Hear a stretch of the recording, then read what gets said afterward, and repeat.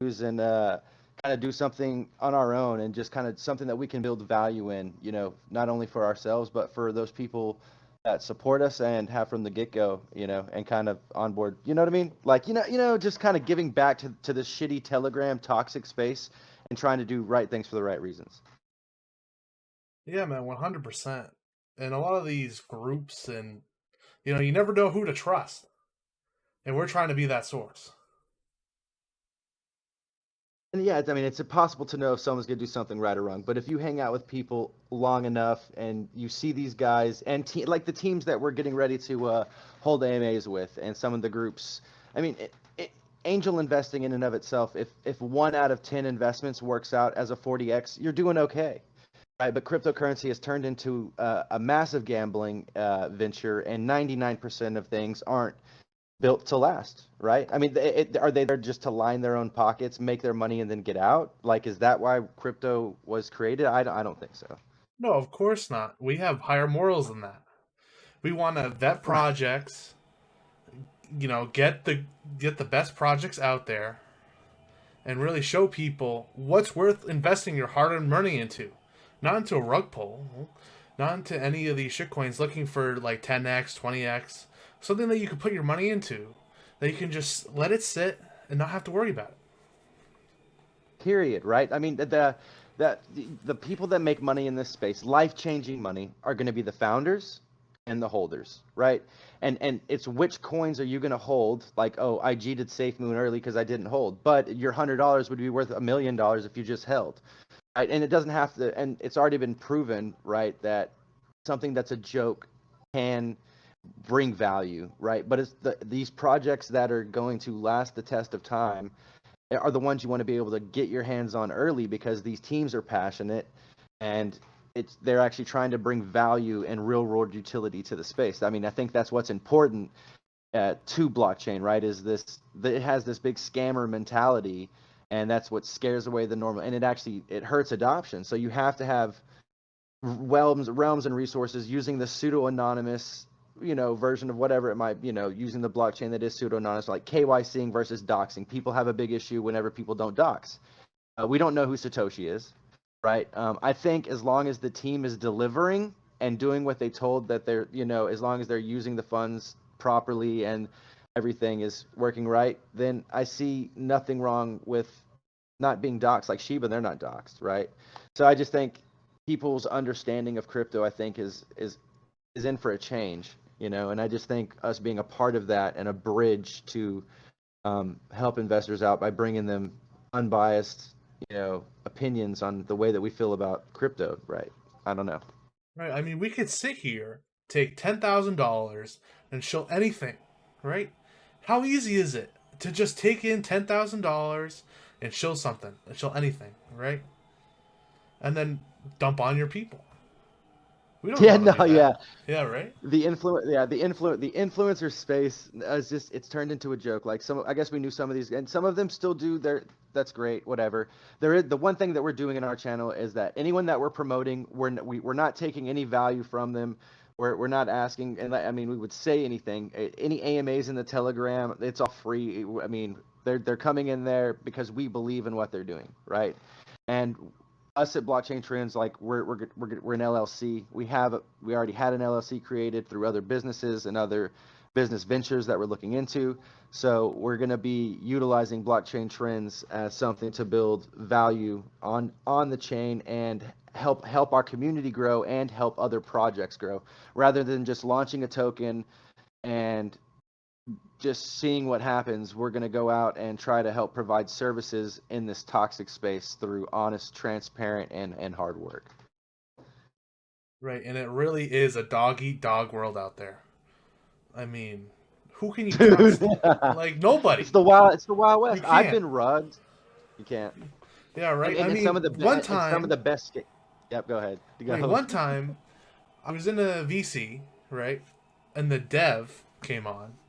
He was a recording. We had no idea he was a recording, but it was just this actor just pretending to be the dev. So we trusted this guy, and then when we put our money in, they pulled the rug, and then the dev was like, "Oh, that actor had nothing to do with this, but we took all your money. See ya. Right? Like the Solana bridge getting hacked, but luckily they paid those guys back.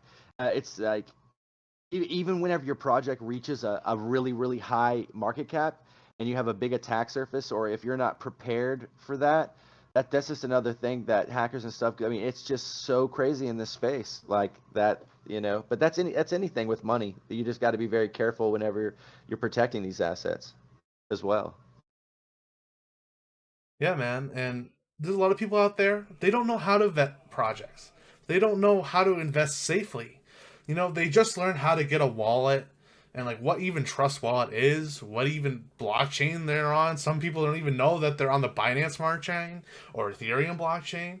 And that's something that we want to cover. Make sure that you have all the information that you need to be an educated investor in blockchain. Correct. I mean, and like people don't understand the Crow chain, BSC chain in Ethereum, right? Your seed phrases, has multiple wallets within it, right? It's not just that one wallet to that one seed phrase. That seed phrase has multiple wallets in it that work on every single chain. And like some of these things people don't understand. You just got to change the RPC settings, and then you can use it on Crow. You can use it on BSC. It's the same. It's the same address, right? And recommend getting using cold storage wallets, like making sure that you understand not to ever just migrate your seeds by typing them into anything.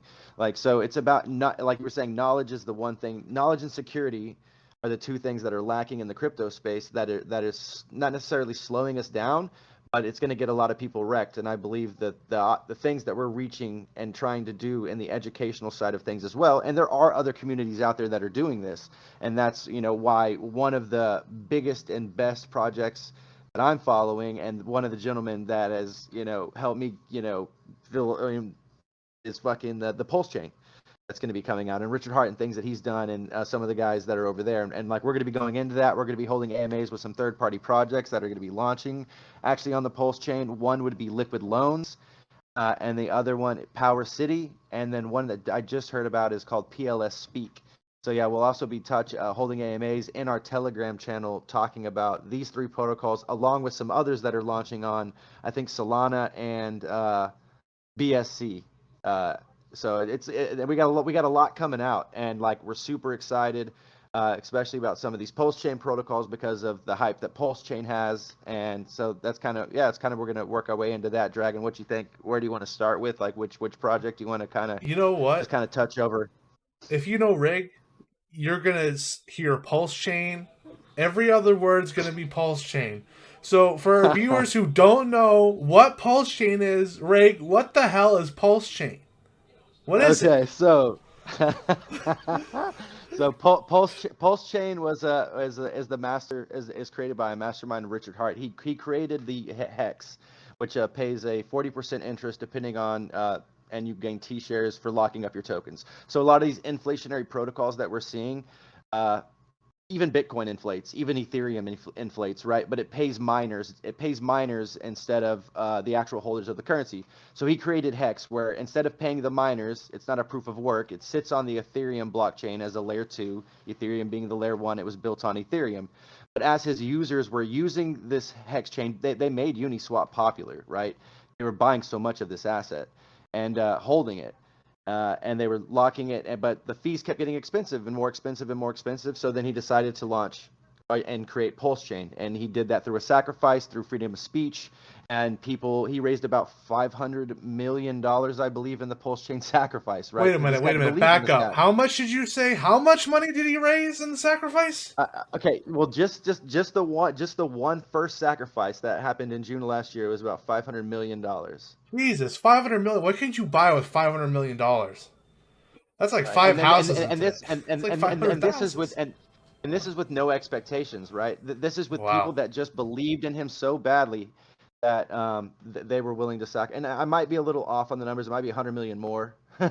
But then after that, so Pulse is equal to Ethereum. He's copying the entire system state of it, meaning any coins that are ECR20 tokens that are in your MetaMask wallet right now will be copied over unit for unit onto the Pulse chain and derive their own value based on if that community decides to provide liquidity and make it tradable and pair it with Pulse. Wait a Right. minute. So So you're you're if you telling have, if me you have all the Ethereum assets on Ethereum will be doubled if they provide correct liquidity to unit. Pulsechain? Correct. As far yes, Wow. yes. That's Unless incredible. unless they know it's a big scam token, right? So there's ways that they're doing it. So if you go in there, it's copied anyway, right? And then you're going to be able to go over there, provide liquidity, and you're going to have your ETH value, your ETH token, which is Ethereum SHIB, and then you're going to have your P SHIB. And if the community utilizes it, and because it's faster, it's cheaper. The chain is faster and cheaper.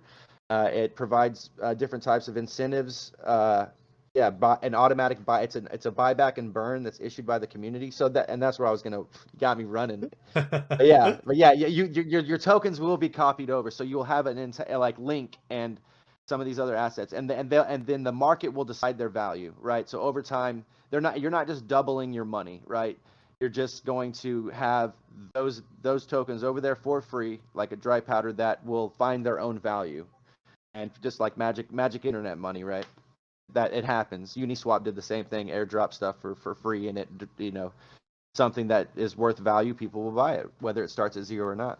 And it's amazing how much money you can make off these airdrops, right? Like Uniswap, on the first airdrop, I don't know how much it was, but it was at least a 10x from that airdrop. See, these tokens that incentivize you, they'll just airdrop you free money, and if they do well, you'll get a bunch of money out of it.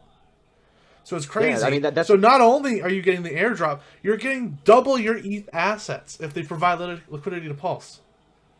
That's mind blowing. You know how many? There's like hundreds of thousands of assets, right? How are they going to keep track of all of it? I bet it's going to piss off CMC, right? Because Oh, CMC that's now for has sure. to track. Well, and the thing about CMC is they list Hex at number 201, so they gatekeep Hex. Hex's 60 billion, 50 billion market cap should put it in the top 10, top 12 on CMC, but it's not there. It's listed at 201 where people can't find it, right? It's still called a scam to this day, right? But it's the best. It was the best performing asset in the past 2 years. Almost like over a 10,000x, right? It's back down now, but I That's mean, that's the insane. gatekeeping. That's the gatekeeping. That's why Pulsechain is freedom of speech, right? And then Pulsex came about, and then we voiced our opinion for freedom of movement, right? And assembly. And so we sacrificed again, and then he raised around around $1 Wow. billion. So a A billion billion with dollars. a B? A, yeah, Whoa! for the second for the second sacrifice for Pulsex, which is the buy and burn Uniswap version copy that you'll be able to single-sidedly stake like cake, but you earn a different type of token that you can sell. So the sell pressure isn't on Pulsex. It'll be on the incentive token that we don't really know much about yet. If it's going to be what kind of tokenization or pumpamentos, but if you know Richard Hart, he knows how to pump a token, and that's just a reality of the situation. That's why we're here. We're here to make money, and he's here to make millionaires, and he has said that. And that's the opportunity that we have. We just got to come to the terms that cryptocurrency is the future. The US dollar and our governments are printing this fiat asset that is destroying our money system. Our monetary system is out of whack, and cryptocurrency is the future. Yeah, man. Before we even touch on fiat, one thing for our listeners, they have no idea what the hell a sacrifice is. So, like, what is a sacrifice? Why do they do it? And and what government regulations are they trying to avoid? Okay, well, so I can't. I guess it's off the top of my head. You might actually know some of this too. Of course, I know you do. So that there's a form of thing. There's a thing called the Howie test, right? And within the Howie test, there's three different things: putting your money into something with the expectation of a profit from the work of others, and then I think there's two more. But that's the one that he's trying to avoid: to be listed as a security, so the SEC can't. The SEC can always change their mind, right? They can go after anyone they want to go after. But the thought process being maybe legal opinion wise, it might not be labeled as a security because it is in fact not fail. It is failing that part of the Howie test. You have to fail one part of three parts to not be labeled as security, right? And so that was, I believe, the reasoning behind that, right? So there's no real company behind it either, right? Pulsex is Pulsex, no admin keys, immutable, there's no one that actually, like it's like Hex, no one can go and change the code. It's renounced, it's immutable, it's owned by Right. no one, right? So that's exactly what Pulsechain is going to be about. It's pure DeFi. Like a lot of people are now, oh, well, you haven't renounced your contract. Well, okay, but that means that he can manipulate the contract. If you are into pure DeFi and you believe in your protocol so strongly, why is your contract not renounced? You could just pull the quick. But there is reasons, but that's also why you have DAOs Right. and different things. Like I think BTFA is using Everlock. I think they're gonna use their one token for the DAO that people can unlock or might renounce it, but then the other one the DAO can vote on. And that's the type of things DeFi needs to be encouraged about, to keep the communities being the ones that are the driving force of how well the token's going to do. And that's why it's another thing about Pulsechain is that it's created by Hex. Has made people millions of dollars, millionaires that are now launching projects on Pulse that are going to make even more people, and they're spreading that love and that wealth, because everything within crypto is community. And I think if you make your way over to the Pulse community, you're going to be amazed at the amount of knowledge that these, and listen to some Richard Hart videos.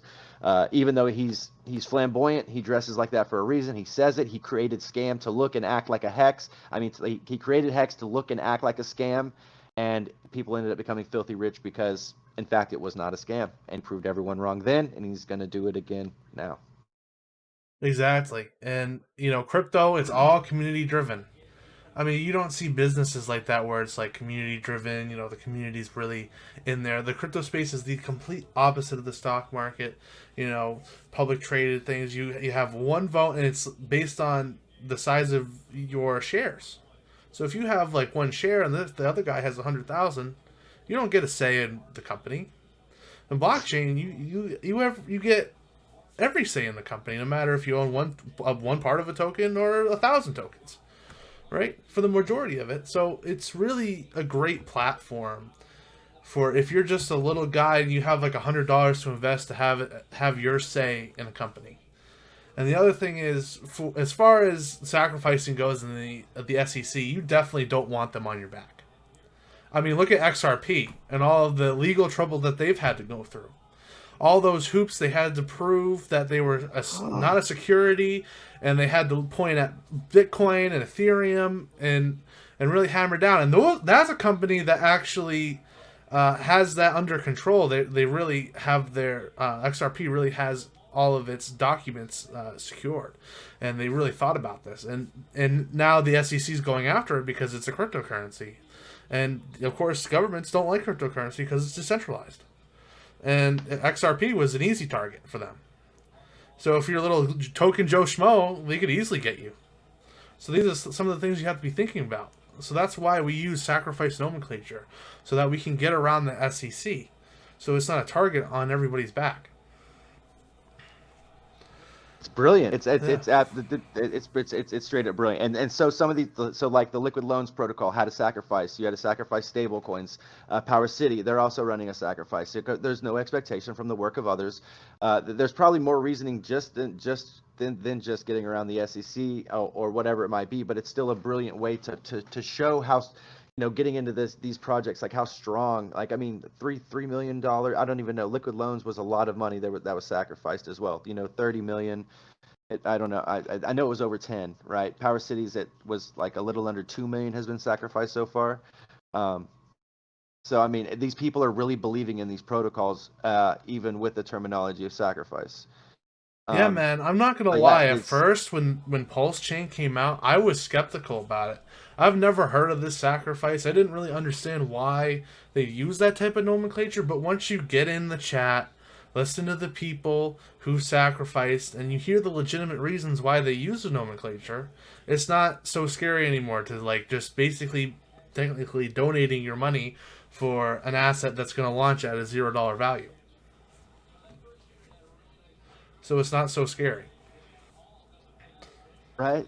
Anyways, I mean, Rick, and why the, would they even the use Pulsechain? Why would anybody use Pulsechain? There's Ethereum. It's based solely on Ethereum. Why would anybody use Pulsechain? What are the benefits? well, okay, it's 3 second block time. Ethereum quote unquote to is 12, right? But Richard Hart has stated himself. It's not to take over. It's not to. It's to decrease the workload, because he's still going to have people are still going to have their 15-year hex stakes over there too that are worth value.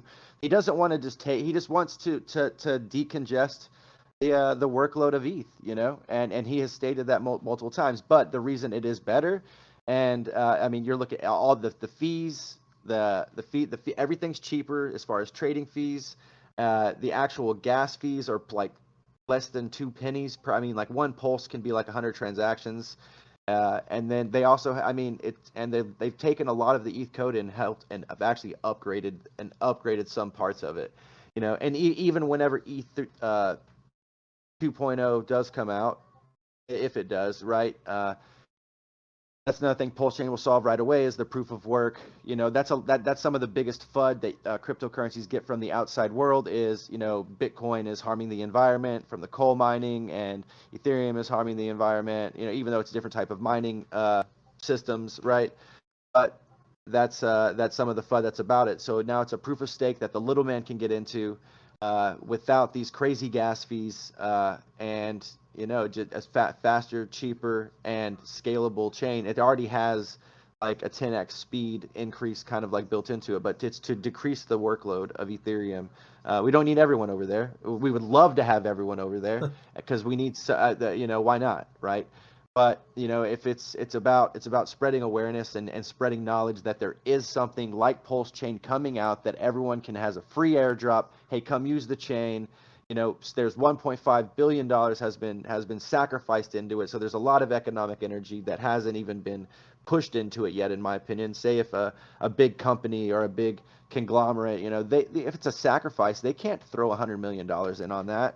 It's just, they're not Exactly. going to be able to. The chain had, so like the people that believed the most and that get in on this early, I think are going to be in 5 years just grinning from ear to ear Right. Oh, that we're going to be holding AMAs with, such as Liquid Loans, Power City, Banana Task Force Ape, which is launched, and you can get right now on Ethereum, and then they will plan on adding liquidity and trading on the Pulse chain side.